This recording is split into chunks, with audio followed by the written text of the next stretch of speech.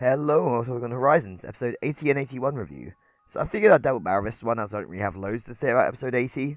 I reached Area Zero, which is pretty exciting in and of itself, but the focus doesn't feel as much on the kids as on their attempt to find Entei. It's more on Sango, as she and Onyx are following them to gather intel. And while as it's Sango, she's always waiting for a fight. She's looking for an excuse to get any action, even if she's been ordered not to engage the Rising Vault Templars. It is nice being reunited with Briar though. She's of course a lot more experienced in Area Zero and kind of helps them get to grips with the area. I do think one thing Horizons does fail to do is capture the weight and gravitas that Area Zero has. Now, don't get me wrong, it does look great, but Area Zero just feels so ethereal in the game.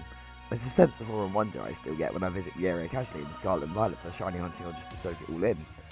With Briar, there's also some setups for Paradox Pokemon. Apparently both past and future Paradox Mons are here, but we only see the past in this episode.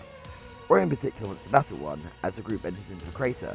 Something distracts Roy and Crocodile, and we soon learn it's the Sandy Shocks who attacks and leads Roy past Onyx and Sango, though he doesn't notice them. Sango heads off on Glalie in the chaos and encounters a Screamtail, and their dynamic is excellent. You have this really loud gremlin girl meet this large gremlin Pokemon, and she's proper beefs with it.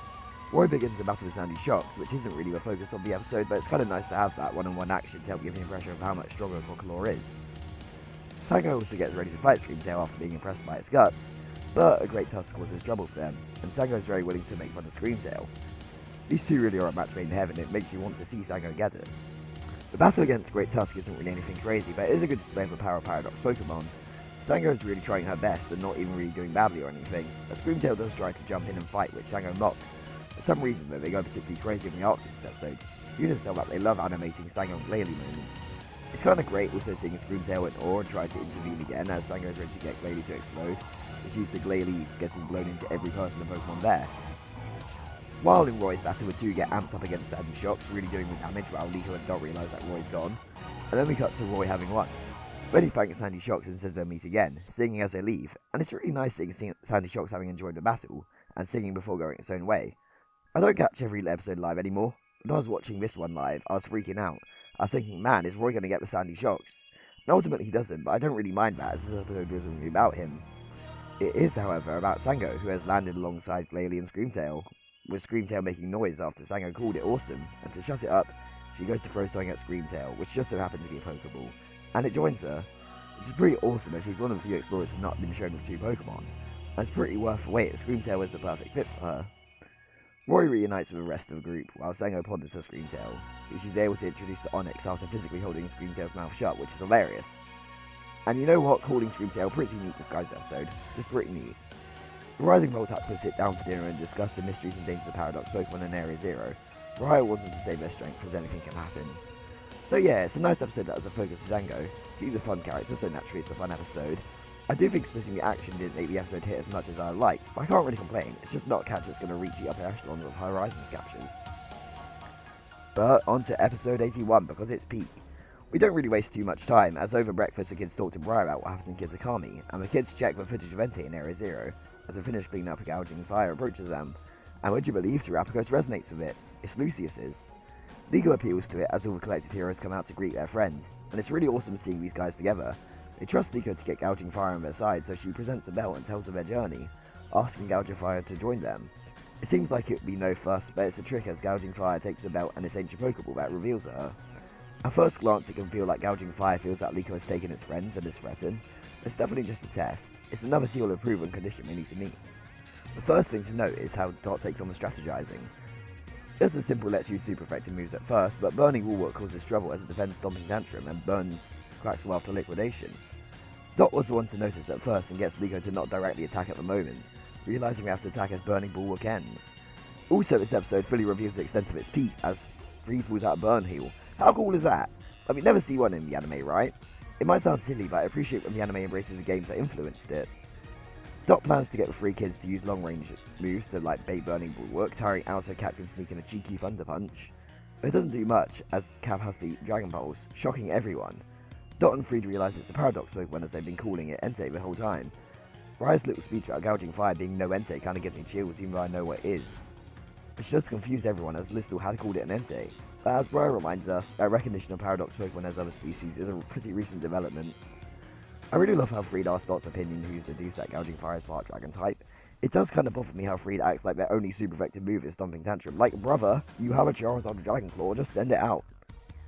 This does change the strategy in a fun way, as now Crocodile will be one to attack as Burning Bulwark airs off. But it just doesn't use Burning Bulwark, which is hilarious.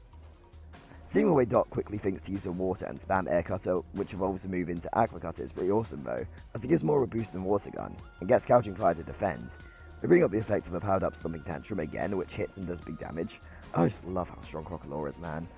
It actually gets Gouging Fire to clear the skies with Dragon Pulse and activate Photosynthesis, getting a huge power boost. As if it wasn't really strong enough, and it proceeds to go crazy on them with Raging Fury. Maybe my favourite moment of this episode happens, as it's knocked the kid's Pokemon down and Cap is about to take a huge hit, and Roy gets Crocodile to save Cap with Flame Charge. It's not a huge moment, but such a nice payoff to how often the kids have had their Pokemon saved by Cap before. Dot's finding this battle absolutely belter, as it's a lot of fun figuring out this match as they go. It's a really cool chance to see this side of her. She's getting to use her analytical side, but she's not just a kid having fun, and then pledging to find a way to beat it. Which we get a hint of as Gouging Fire is confused from the Raging Fury. Freed again leaving strategy to Dot, who thinks they need to dodge a Raging Fury. And their plan to use Stomping Tantrum won't work. We don't hear the plan as we have an Explorer's Cutaway, and as the Raging Fury is coming out, the kids Terastallize. And man, I wish Captain got to join here, but it was still worth it with what this mouse pulls out. They pelt Gouging Fire with attacks, and it looks like the confusion will set in. Quaxwell baits it to water and Gouging Fire is freaking out. Quaxwell leaves the water and Cap jumps in with a huge Thunder Punch, as the water's made it susceptible to damage. The bell is launched into the air, and Dot declares the battle is over, and they've won the test. Terapagos and Gouging Fire lead us to a flashback of Lister and Lucius in Area 0, as Lucius is wrangling Gouging Fire to get the ancient Pokeball back. This just seems to be a game that they play, and Lister notes how closer glowing. And of course, all the footage we've seen of Entei in this series has been nothing but a red herring, so you know what, I can admit when I'm wrong. I thought Lucius and Entei were some of the Chemoparagic Pokemon, but nah, that's not the case, and that's fine by me. Lastly, Roy makes a declaration that it's just Rayquaza left, when Terapagos resonates and the other heroes come out. Sky clears and Rayquaza descends on Area 0s, which is a pretty baller cliffhanger. What an awesome episode. Of course we're no stranger to team battles in Horizons, but this really feels like the apex of what we've been building up to. It's just a lot of strategy, and it even managed to put an element of mystery into battle, as our heroes didn't know the type matchup. That's something I felt in the AI Sada battle and Terapagos battles in the games, as there are no Pokemon. So outside of educated guesses, they had to figure it out as they want. It's great. I also particularly enjoy Freed leaving Dot in charge. He's obviously no slouch aside from forgetting how to Charizard Giant Claw. They can appreciate how much his kids have grown, and I think having Crocodile save Cap with Floragato and Quaxwell also guarding the two of them shows how much of a torch has been passed. They are no longer the weak kids who always need protecting, and even if there are some moments where we do, like against the actual Entei, they do have the capability to handle themselves. Gouging Fire was super intimidating too. It just feels powerful, and even when they think they have an edge against it, it's a new trick in its bag to counter whatever Wincon the heroes think they have, whether it be its typing, its ability, or its moves. It feels like Gouging Fire is also playing smart, which takes Dot taking the lead in strategizing, and makes it even more enjoyable as she needs to think of a way to go to overcome it.